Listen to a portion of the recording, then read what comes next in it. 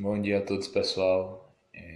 No vídeo de hoje nós vamos aprender sobre o gráfico da função quadrática, sobre a influência dos coeficientes A, B e C no formato desse gráfico e na relação dele no plano cartesiano, certo? Da forma como ele vai estar situado no plano cartesiano.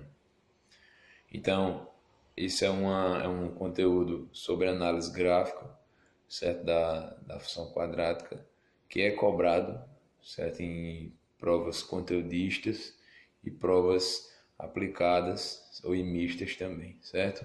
Então, muito importante aí para vocês. Então, prestem bastante atenção. Se conseguirem entender bem, certo? Deixe seu like.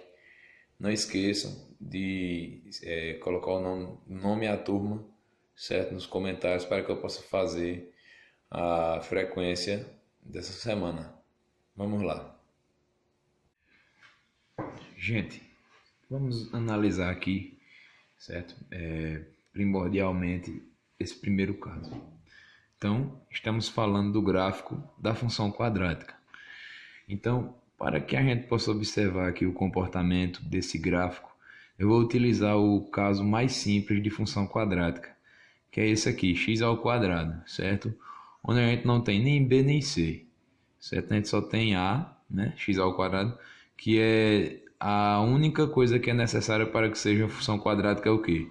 Que eu tenha a variável ao quadrado, né? Então a função quadrática mais simples que tem é essa aqui, onde a gente tem aqui a igual a 1, b não aparece, portanto é 0, c é igual a 0, certo?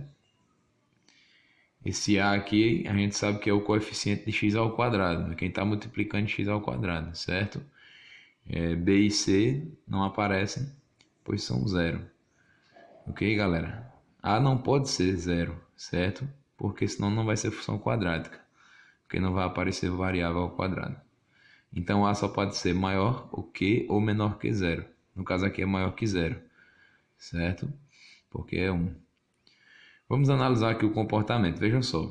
O domínio eu coloquei x pertencente aos reais tá o que? Menos 3 é menor que ou igual a x, que é menor que ou igual a 3. Essa expressão aqui a gente já estudou antes. Essa forma de expressão aqui é um intervalo real, certo? Um intervalo real que vai aqui, ó, na reta real, ele vai de menos 3 até 3 dos números reais, certo? Por que eu coloquei o intervalo real? Para que no gráfico a gente tivesse toda a linha escrita, certo? Não só o ponto de menos 3, o ponto de menos 2, o ponto de menos 1, o ponto de 0, o de 1, o de 2 e de 3. Porém, a gente vai ter todos os pontos de menos 3 até 3 na reta real, certo? Isso vai fazer com que nosso gráfico esteja completo, tá bom? Então, existe essa diferença. Se eu estivesse considerando apenas números naturais, aqui eu teria apenas pontos, né? Porque essa partezinha aqui é não natural, né? Esse valor de x entre menos 2 e menos 3 é não natural, tá bom, galera? Então entendam bem por que eu estou fazendo isso aqui, certo? Ensino a vocês agora para que mais na frente vocês não se percam. Mas vamos lá. Para calcular aqui os valores de f de x, eu vou realmente utilizar apenas os números inteiros apenas, certo? Só os números inteiros, e a gente vai ligando no gráfico, tá bom? Com uma forma simplista de construir o gráfico, certo? Uma forma mais rústica e simplista de construir esse gráfico. Então vamos lá, né? Ó, menos 3, os valores de x são menos 3 até 3, né? Aqui é a fórmula, que é x ao quadrado, e aqui os valores resultantes da função, tá bom? F de x. Aqui menos 3 é menos 3 ao quadrado, que é 9. Menos 2 é menos 2 ao quadrado, que é 4. Menos 1 vai ser menos 1 ao quadrado, que é 1. 0, 0 ao quadrado, que é 0. 1 ao quadrado, que é 1. 2 ao quadrado, 4. 3 ao quadrado, 9. Certo? O que é que acontece? Ó? A função, ela começa descendo, 9, 4, 1, 0. E depois começa a subir de novo. 1, 4, 9. Né? Então, ela desce e depois sobe. Olha aqui na parábola. Ela desce, ó, 9, 4, 1, 0, 1, 4, 9. Ou seja, ela desce, chega um momento que ela sobe. Tá bom? Então vamos entender cada parte aqui, pessoal. é a linguagem aqui mais científica, certo? A parte que desce, a gente chama de parte decrescente. Gravem bem isso, certo? Que vai até aqui. Essa partezinha aqui, onde ela muda, né, de decrescente para crescente e vice-versa, tá bom? Em outros casos, a gente chama de vértice. Ok? Esse é o vértice. E essa parte aqui, obviamente, a gente vai chamar de crescente, certo? Apenas isso. Então, em geral, toda função quadrática ela vai ter o gráfico em formato de parábola. Parábola, certo? Então, o formato da função quadrática é parábola, tá bom? Iniciando agora com coeficiente A, certo? Vamos ver qual a influência do coeficiente A na função quadrática, galera. Então vamos lá. Coeficiente A, né, que é o que multiplica x ao quadrado, a gente sabe que na função quadrática A é diferente de zero, né?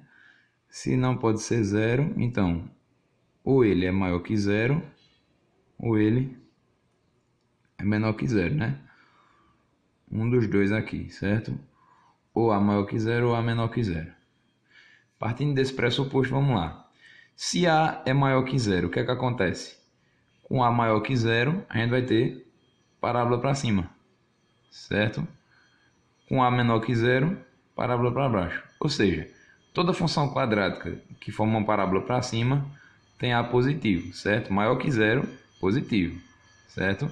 E com A menor que zero, ou seja, A negativo, ela vai ser para baixo, tá bom? Então, A positivo para cima, A negativo para baixo. Essa é a influência de A. Vamos lá para o coeficiente B. Coeficiente B, né? Ele, diferente de A, também pode ser zero. Então, ele pode ser positivo, negativo ou nulo, certo? Ele tem três formas, né? Quando B é positivo, né, maior que zero. Se ele é positivo, a gente estudou que a parábola tem a parte crescente e decrescente e o vértice, né? Crescente, decrescente e vértice. Quando B é positivo, a parábola vai cruzar o eixo Y na parte crescente, certo? Positivo, parte crescente, né? Então, ó, quando a parábola para cima, né? A parte crescente é essa aqui, certo? Qual é a parte crescente? É que ela está subindo, beleza? Preste atenção nisso. Então, quando B é positivo, ela corta Y na parte crescente, sempre, tá bom? Parte crescente, aqui, ó. Né? Essa parábola aqui, a crescente vem antes, essa aqui a crescente vem depois. Tá bom? Então, essa é a influência aí, tá bom? Quando B é negativo, ela vai cortar na parte decrescente, tá bom? Se é positivo, é crescente. Se é negativo, decrescente, tá bom? Corta na parte decrescente, ó. Com B negativo, corta na parte decrescente o eixo Y. E que momento é esse aqui que corta o eixo Y? É quando x é zero, certo? Que aqui é zero, aí, menos 1, menos 2, menos 3, certo? Aí, 1, 2, 3. Então, esse momento aqui, x é zero. Então, quando x é zero, ou seja, quando está cortando o y, né, a parte aqui vai ser decrescente, né? Se B for negativo. Então, prestar bem atenção nisso, beleza, galera? E quando B for nulo, ou seja, nem positivo nem negativo, ela vai estar cruzando exatamente no vértice, ok? No vértice da parábola.